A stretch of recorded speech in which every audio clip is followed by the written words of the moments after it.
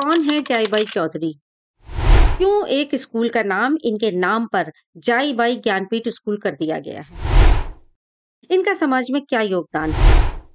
स्त्री काल, feminism in India, समकालीन जनमत, पंजाब केसरी आदि न्यूज चैनल में क्यों इनके नाम पर लेख छपे हैं? इतिहास की कई क्रांतिकारी महिलाओं के समकक्ष तो नहीं, परंतु कहीं-कहीं इनका नाम भी कुछ इतिहासकारों द्वारा क्यों लिया जाता है? बहुत संभव है कि बहुतों ने इनका नाम कभी नहीं सुना होगा। एक तो ये महिला और दूसरी एक अंत्य जाति की। इतिहास ने तो पुरुषों को या तो कुछ एक महिलाओं को ही अपने पन्नों में जगह दी है, यदि वह सवर्ण हुई तो जानेंगे महान महिला योगदान नेत्री जाईबाई चौधरी के बारे में विस्तार से। दोस्तों कहीं नहीं जाइएगा, अंत तक जरूर बने रहिएगा। इस महान सितारे के विषय में वीडियो बनाने के लिए मुझे एक प्यारी सी महिला ने कहा था, उनका तहे दिल से धन्यवाद।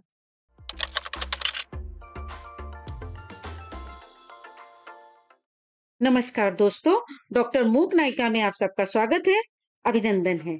2 मई 1892 में नागपुर के पास उमरेड में जन्मी जाईबाई चौधरी का बचपन अत्यंत कठिनाइयों से भरा था। 1856 में भारत में भयंकर अकाल पड़ा, लोग भूखे मरने लगे थे। इनके परिवार के पास भी कोई काम नहीं था। ऐसे में इनका परिवार उमरेड से नागपुर काम की तलाश में आ गया। 9 वर्ष की अल्प आयु में उनका विवाह बापूजी चौधरी से हो गया। यहाँ भी भयंकर गरीबी और भुखमरी थी, जो कि एक बहुत बड़े समुदाय यानी कि अंत्य समुदाय का पर्यायवाची है। ऐसे में जाईबाई जी को घर का खर्च चलाने के लिए स्टेशन पर कुली का काम करना पड़ा। वह काम जिस काम को पुरुष भी बहुत मुश्किल से कर पाते हैं। वह सर पर भारी सामान ढोकर नागपुर से कामठी स्टेशन तक आती थी, जो कि करीब 10 किलोमीटर की दूरी पर था। ऐसे नाजुक उम्र में कमर तोड़ मेहनत करनी पड़ी उन्हें। वहीं पर उनकी मुलाकात एक मिशनरी महिला मिस ग्रिगोरी से हो गई। वह उस छोटी सी बच्ची को यह काम करते देखकर बहुत परेशान और दुखी हुई, और यह पता चलने पर कि वह बच्ची प्राइमरी तक शिक्षित है, कुशाग्र है, मिस ग्रिगोरी ने उसे इस कार्य से मुक्ति दिलाने का निश्चय किया। मिस ग्रिगोरी ने जाईबाई जी को 4 रुपए माहवार की तनख्वाह पर नागपुर के पास टिमकी में एक मिशनरी स्कूल में पढ़ाने का कार्य दे दिया। एक बात तो है, चाहे जितना भी अत्याचारी अंग्रेज हो, परंतु उन्होंने भारत को औपचारिक शिक्षा का जो वरदान दिया है, वो भी वंचित और संपन्न समाज को बराबर बराबर, उसके लिए उनकी प्रशंसा तो बनती ही है। नारियों के लिए तो पढ़ाई एक निंदनीय बात मानी जाती थी, कुछ एक संपन्न सवर्ण महिलाओं को छोड़कर। आज भी कई घरों में ये निंदनीय मानी जाती होगी। तो जाईबाई चौधरी जी को अध्यापन का कार्य मिल गया, परंतु हमारे प्यारे जाति प्रधान भारत में इतनी सहिष्णुता कहाँ, जो एक वंचित अंत्य तबके की महार जाति की महिला को बच्चों को पढ़ाना स्वीकार कर ले। सवर्ण जाति के विद्यार्थियों ने तो स्कूल का बायकॉट कर दिया। उनके माता पिता ने बच्चों को स्कूल भेजने से मना कर दिया। ऐसे में मजबूरीवश उन्हें नौकरी छोड़ने के अलावा कोई और चारा बचाना था। इस बेइज्जती से वे बहुत आहत हुई।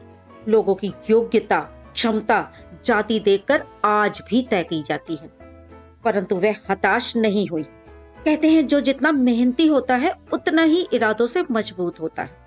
इस घटना ने उन्हें जातिवाद से सीधा टक्कर लेने की प्रेरणा दी। उन्हें ये पता था कि शिक्षा से ही शक्ति और आत्मविश्वास आता है। बिना शिक्षा किसी समाज की तरक्की हो ही नहीं सकती।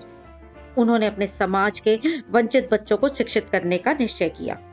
1922 में मंगलवारी की न्यू कॉलोनी में संत चोखा मेला के नाम से संत चोखा मेला कन्या पाठशाला खोली। वह घर एक अंत्यज ईसाई का था। उनकी एक छात्रा कौशल्या बेसंती, जो कि खुद एक प्रसिद्ध साहित्यकार और समाज सेविका बनी, वे बताती हैं कि जाईबाई स्कूल की पढ़ाई की कोई फीस नहीं थी। अगर शिक्षक नहीं मिलते थे तो उनका लड़का और बहू पढ़ाया करते थे। आज अब उस स्कूल में हजारों बच्चे पढ़कर जाईबाई जी का सपना पूरा कर रहे हैं। क्रांतिकारी जाईबाई चौधरी एक शिक्षिका, एक प्रिंसिपल होने के साथ साथ दलित महिला आंदोलन को नेतृत्व देने वाली थी। एक जागरूक लेखिका, एक प्रखर वक्ता भी थी। बाबा साहब के कार्यों से प्रभावित थी, उनकी कट्टर अनुयायी थी। बाबा साहब के प्रत्येक सभा के उपरांत स्त्रियों की सभा जरूर रखी जाती थी। अगस्त 1930 में नागपुर में आयोजित प्रथम अखिल भारतीय दलित महिला अधिवेशन हुआ। अध्यक्षता सगुणाबाई गावेकर ने की। जाईबाई इसमें रिसेप्शन समिति की सेक्रेटरी बनी थी। उन्होंने अपने भाषण में कहा कि लड़कियों को भी लड़कों के समान पढ़ने के पूरे पूरे अवसर उपलब्ध कराने चाहिए। एक लड़की की शिक्षा से पूरा परिवार शिक्षित हो जाता है। 1930 में दलित महिला आंदोलन बहुत मजबूत था। जाईबाई चौधरी इसका प्रतिनिधित्व कर रही थी। हालांकि सवर्ण महिलाओं का आंदोलन भी जोरों पर था, परंतु उनके मुद्दे भिन्न थे।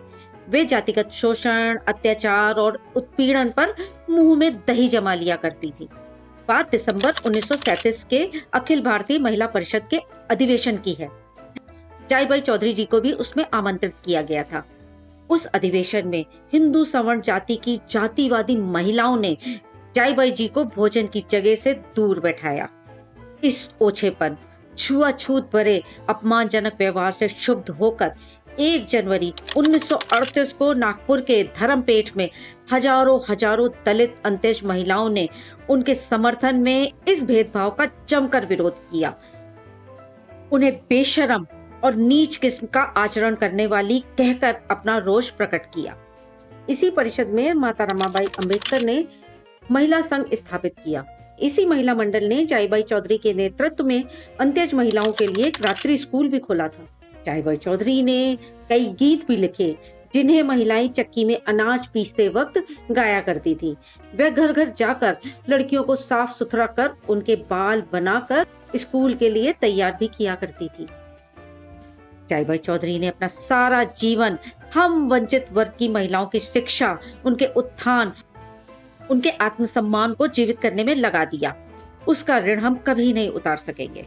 शिक्षा के प्रति लगाव, अन्याय के प्रति विरोध की जो ना बुझने वाली मशाल जाईबाई चौधरी जी ने जलाई थी, उसे जब तक इस धरती पर, इस समाज में अन्याय है, छुआछूत है, अशिक्षा है, ये हमारी जिम्मेदारी बनती है कि हम उस मशाल को बुझने ना दें, उसकी रोशनी को सूरज की भांति विशाल और चमकदार बना दें।